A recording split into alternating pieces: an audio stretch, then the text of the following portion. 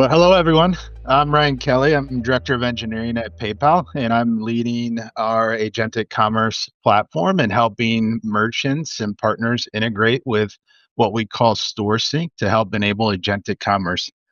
I'm here with David Sink from Ashley Furniture. And David, thanks for joining us. Before we dive in, can you briefly introduce yourself and your role at Ashley Furniture?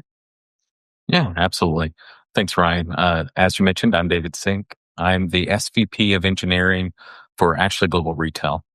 The teams I support are responsible for building the technologies that we put into our consumers and associates' hands across all customer experiences, all associate experiences, across all surfaces. And by surfaces, I would mean things like our website, our in-store kiosks, our uh, our POS systems, clienteling applications, as well as any of the agentic platforms moving forward.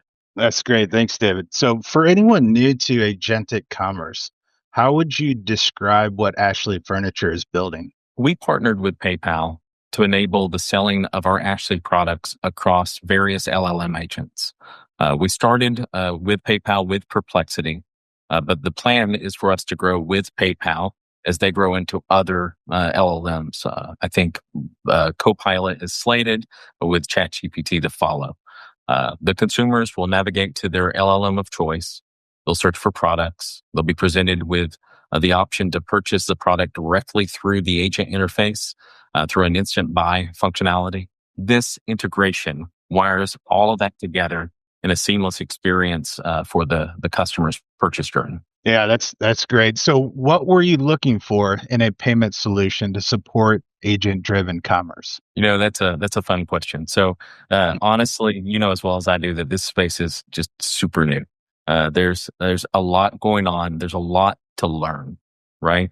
And so, ultimately, what we wanted to do here was drive the journey for really learning how the consumer is going to interact with these LLMs, how the consumer is going to want to uh, uh, perform their purchases. Like, are they going to be engaged? What sort of data are we going to be able to collect? What sort of things can we understand?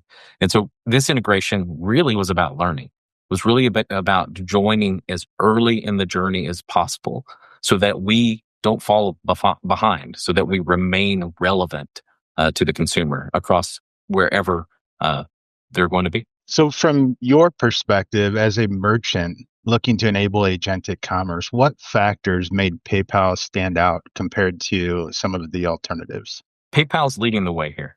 If you look, there's been announcements even since this went live, but before there were people talking about being live in 2026. PayPal was the only payment service provider that I really saw who was going to be hitting the charge before Black Friday. We were live in we were fortunate enough to be included in the launch, but being live before Black Friday, hitting that was a huge milestone for us. It really sent waves internally and externally through various members of our organization, as well as the industry at large, individuals reaching out to us. This was really important for our desire to move forward. And PayPal really was growing, leaning in and growing and learning in the same way that we wanted to. Yeah. So, before integration started, what expectations then did you have about the complexity or the time investment? In the first conversation with PayPal, they presented, I guess you presented the quick start guide, and the quick start guide was very straightforward. So as you look at it, and it shows, anybody watching this, I would recommend go read the quick start guide, go read the PayPal documentation.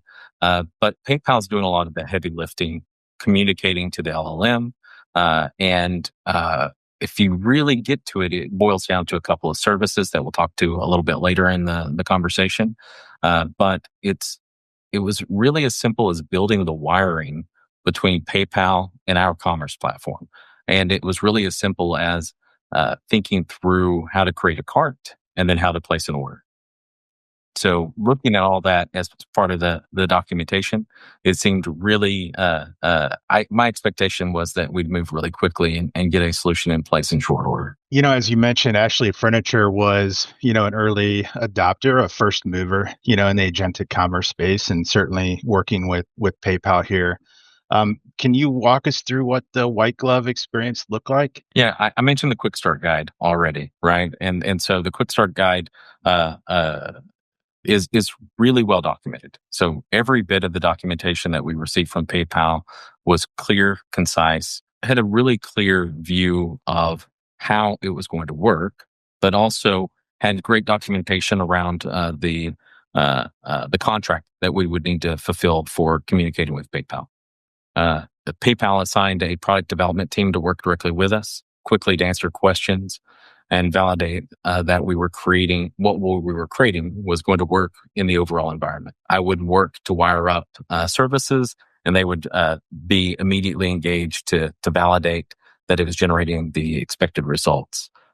Overall, it was a really straightforward experience. And so what surprised you the most then about the collaboration process with the PayPal team? Yeah, honestly, I think it was the move fast mentality. As I mentioned, we were all moving at a quick pace.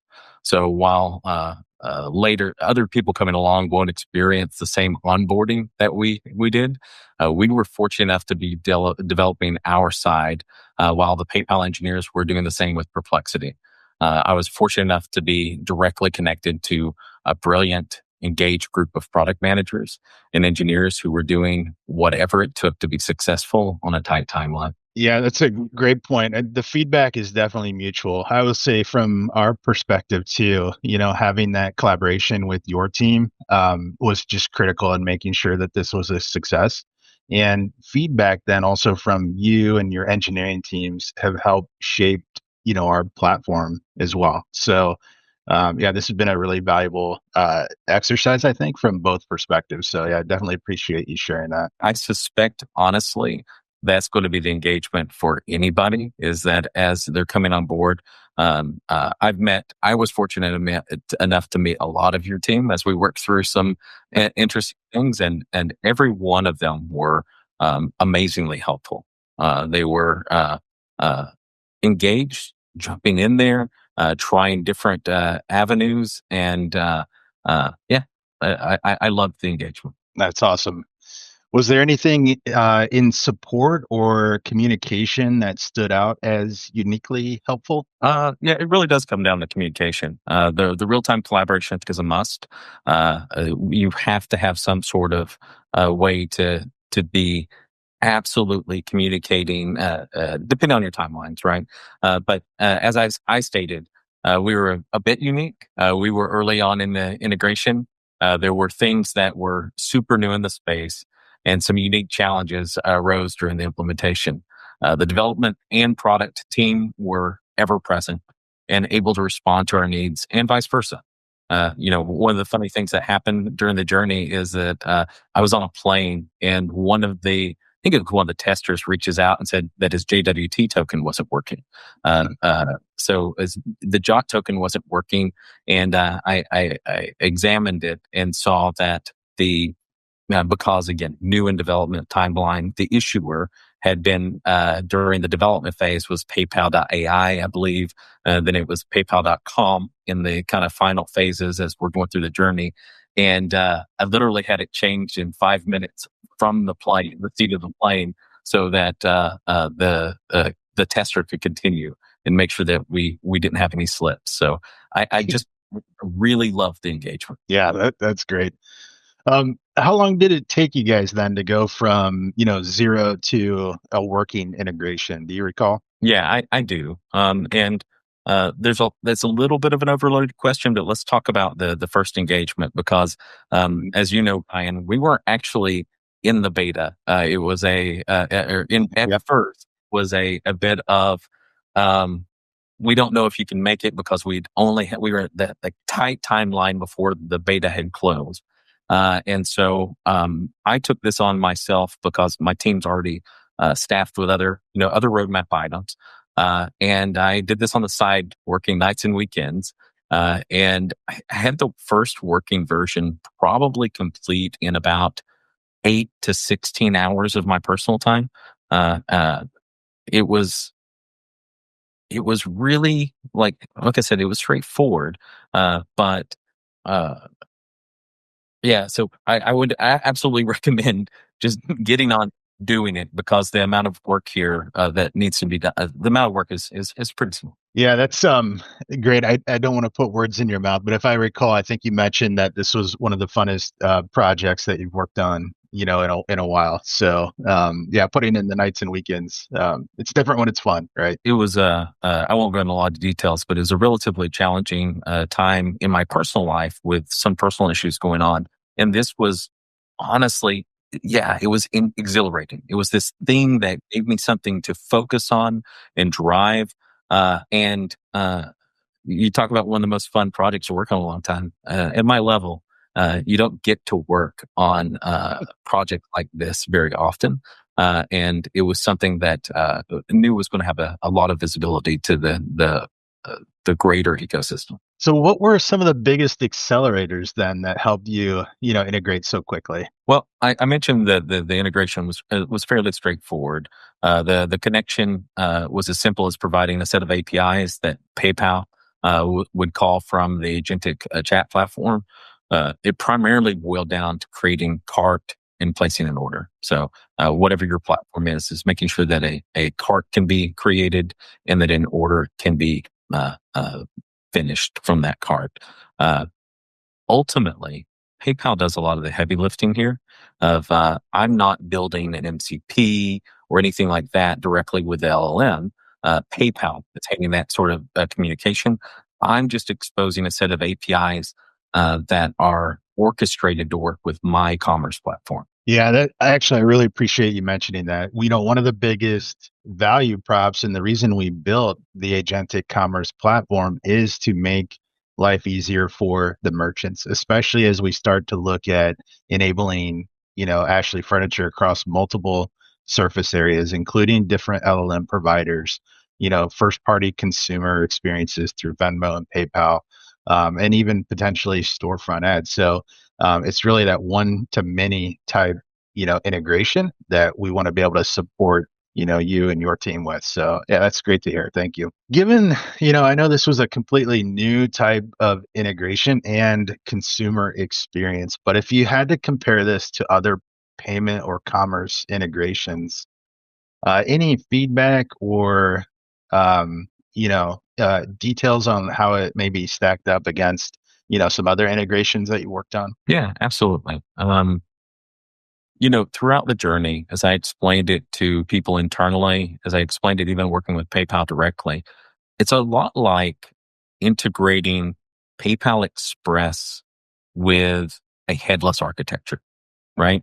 So if you think about a headless architecture, this is just maybe I create a node server that is talking to a commerce platform, whatever your commerce platform is. But ultimately, when you're doing that, you're having this kind of three-way communication between the consumer, the headless solution, and your platform. And so what it it's very much the mental model that I put through this every time was like building, honestly, a mobile application that leverages your platform behind the scenes. So knowing that you're not directly connected to your commerce platform, you're not directly connected to PayPal, you're doing this through wiring services together. So for me, it was an orchestration layer, which I think we get into a little bit later in the conversation. But it is really that mental model of, okay, what would I do to do PayPal Express on a headless or a mobile application that is using an external commerce platform? Yeah, that's actually a perfect segue into my next question, which is, it's a little bit of a show and tell. So nothing, tells a story quite like, a picture or a demo. Do you mind? Are you able to share your screen and sort of walk us through maybe a logical view of your architecture and what you've Yeah, implemented? I can do that. Yeah, absolutely. I wanted to make sure, everybody's implementation is going to be a little bit different. And everyone that is working on this is going to have to figure out certain things for themselves. I'm using Salesforce Commerce Cloud in the background. And so this is really appropriate to mine. But I want to make sure that people that are working through this, if I were to show code, it's going to be different for whatever your solution is. So walking through it in this way will allow you to kind of think about what are the things that I'm really going to have to solve for.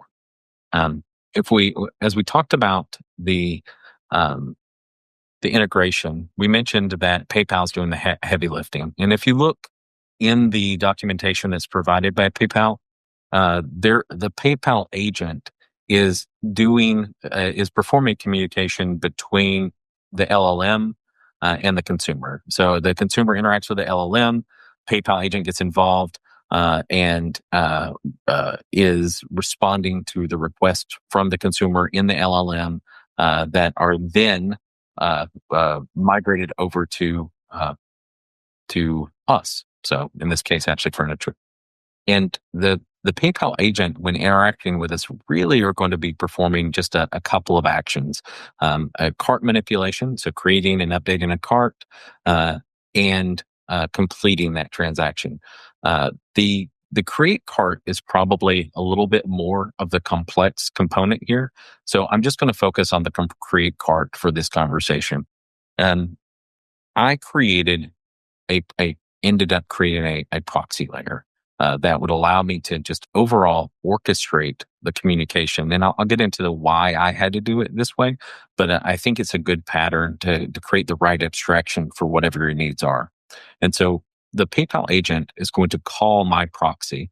I created a create cart function that mirrored what the documentation had is the contract that the documentation had provided for the integration with the PayPal agent. The first thing you have to do, though, is that you're going to have to validate that it was coming from PayPal, that it had the right security and session mappings. And so there's a validation of the job token that you're going to perform with using the public key that is exposed from PayPal. So PayPal is going to make sure that this data is signed, and then you've got to make sure that that data to maintain, just security in this integration, that data corresponds is signed by that integration. Signed from from PayPal. Once you've done that, you take the information that was coming in from the create card or from whatever services you're talking about, and you map it to whatever your platform is. So in my platform specifically, to create a cart, there are actually multiple steps. And so instead of, PayPal isn't going to be making the calls to do those individual steps. So I have a flow to create the basket, add the appropriate items, put the shipping address on it, anything else of that nature, and then return that cart response. So this orchestrator is performing all these activities, and as those activities are done, it's taking the data that had come in from that original create cart response, translating it. The orchestrator goes through, creates the basket, adds the item, sets the shipping address, and that cart response comes back. It's processed because that isn't going to map the contract that was agreed upon, and it's mapped back to the response that the PayPal agent would expect. Now, during that process, there's an intent to buy that's coming along with this cart creation. And with that intent to buy, very much like you would do an express checkout, is you're going to go generate an express checkout token that is going to return back as part of that orchestration. All of that gets wired back in to that normalized response that's going back to the PayPal agent, so that PayPal can fulfill the need of the consumer. This token will end up being the token that this contains, the all the costs that were built up during this, because the shipping address might have delivery charges. There may be tax calculations that gets added to that token, and then allows PayPal to then, when that consumer validates their intent to buy, can authorize against that token. So, David, in this flow, then, were you able to utilize some of the existing services, like in steps 2 and 3, for example, that maybe you use for, your web, e-commerce flow, and then just build this integration, proxy on top of those services to support, agentic commerce? Is that right? That's exactly right. For me, each one of these were actually built into my commerce platform. So the commerce platform has exposed APIs that allow me to do these things. And I leverage, essentially, I mentioned before, I leverage the same APIs that I would use for my mobile integration. So, sorry, excuse me. My mobile application leverages Salesforce Commerce Cloud in the background, and these services are exposed for it. I just leverage those same APIs, which anybody should be able to do for, again, if you have a headless solution or you have a mobile application, you can follow the same pattern. Separately, if you have, if you're using a kind of commercial off the shelf platform, like Commerce Cloud, and others, then they will have exposed APIs that you should be able to leverage to do the same level of orchestration. That's awesome. Yeah, thank you very much for walking us through that.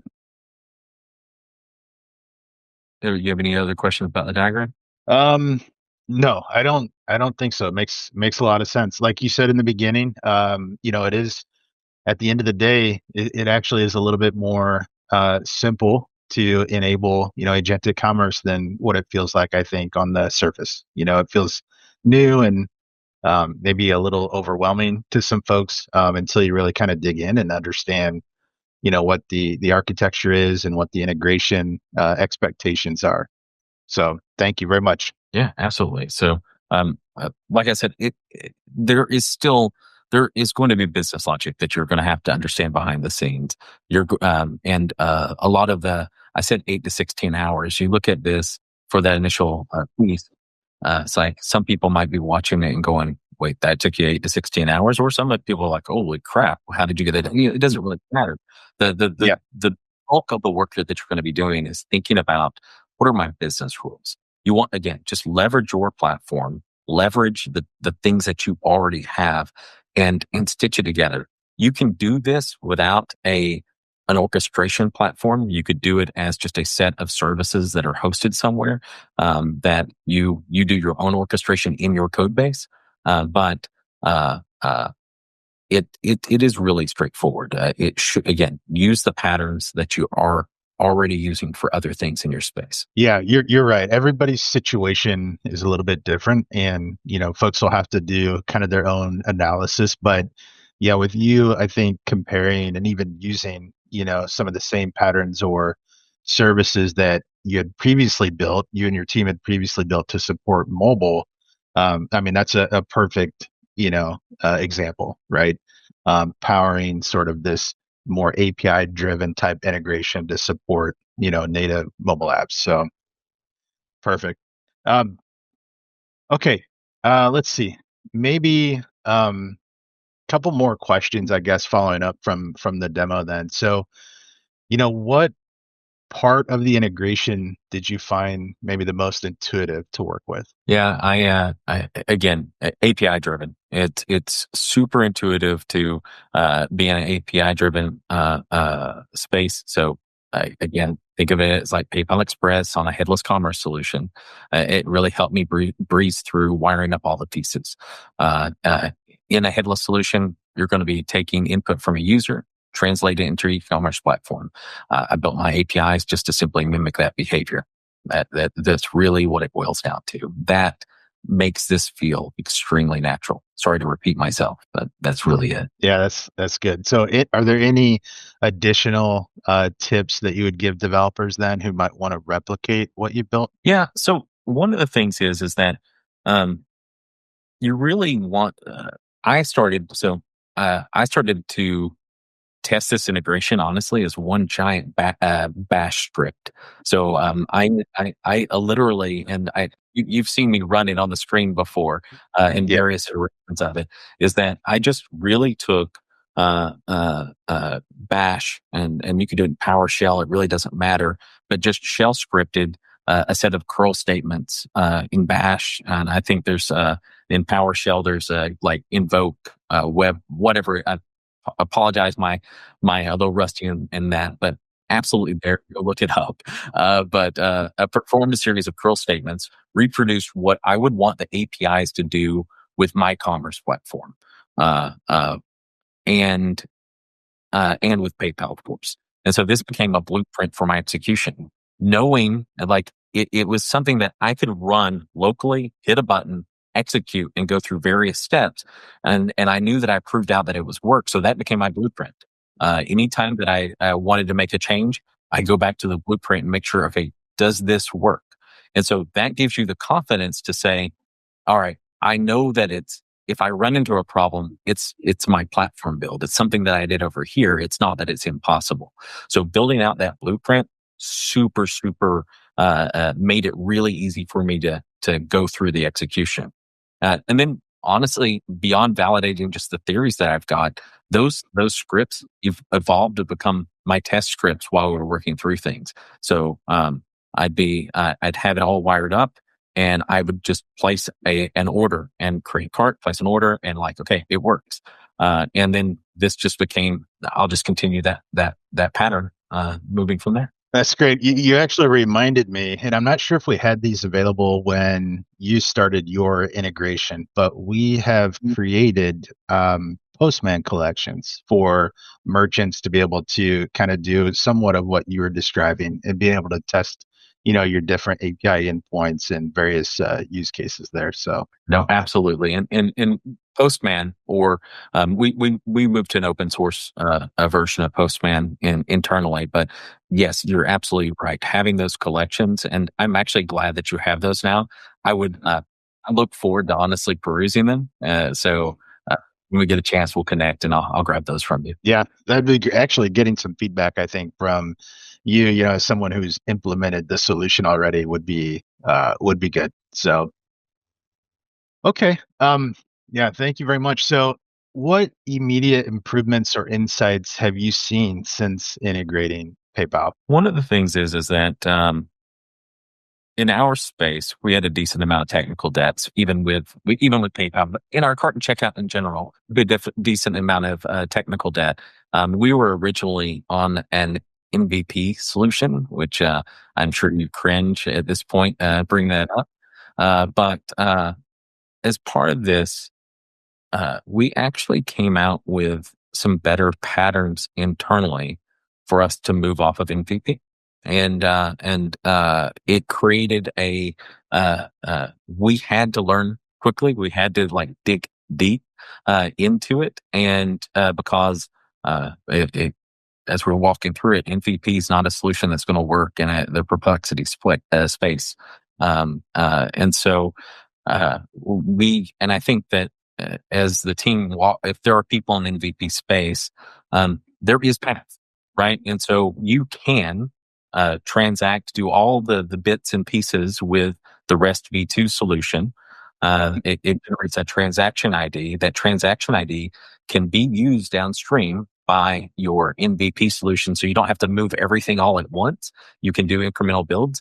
And honestly, that allowed us. I'm a big believer in. I don't like big bang releases. I like doing very small, incremental, controlled changes. And so this has given us path for an incremental improvement to our entire workflow with PayPal that the team is rolling through the various components of our systems. So just like I said in the beginning, this was all about a learning exercise, and we were thinking about learning with just LLMs. But this one is even beyond that, we learned more about our own integrations that we haven't touched in quite a bit. And I always love getting rid of technical debt, and this conversation allowed us to move there and quickly. And then some of that the proxy blueprinting, it was these were pieces that the team, after I showed them what I had done, they're running with it and doing some different style. I mean, again, you mentioned Postman. There's a lot of different options, but when you start thinking about things that you can do from scripts and release script, like it just empowered the team a little bit more to look and think through how they would integrate. David, so for developers that might be watching this and thinking about integrating with PayPal's agentic commerce capabilities, what advice would you have for them? I mean, you'll laugh, but just go for it, right? PayPal's done all the heavy lifting here, and you already have. We already mentioned you're going to already have what you need more than likely in your infrastructure to make this happen today. And I mean, look, if an SVP can pull it off, I think anyone can. So this is the this is the right thing to do. This is your path to moving forward in an agentic future. Perfect. Any pitfalls to avoid or best practices you might want to highlight? Yeah, I already mentioned the MVP portion, and we came in it from an MVP solution that was on our mobile application. Truth be told, I did mention 8 to 16 hours in the beginning of the conversation, but I ended up rewriting this application, this layer, probably 3 or 4 times as we got into it. And part of that was we were, like we said, we were moving fast and we're trying to come up with solutions that were just going to work. And knowing, like, really learned from me that you don't need to, if you're in an MVP downstream, there are solutions that PayPal can work with you on how you can transact on REST V2, and then downstream CDF, it still process the orders. If you're in like us, we're in an off sell model, so we don't actually take the payment at the time of purchase. We do that later, and so given that, we had to have we're going to do authorize essentially, and then do capture later on in settlement.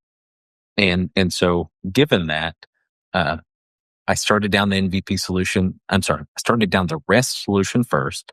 Thought, I'm golden. This works out well. So I wrote it the way that I wanted to write it, with a modern sort of practice, best practices. Ran into problems interacting with my commerce platform in the settlement.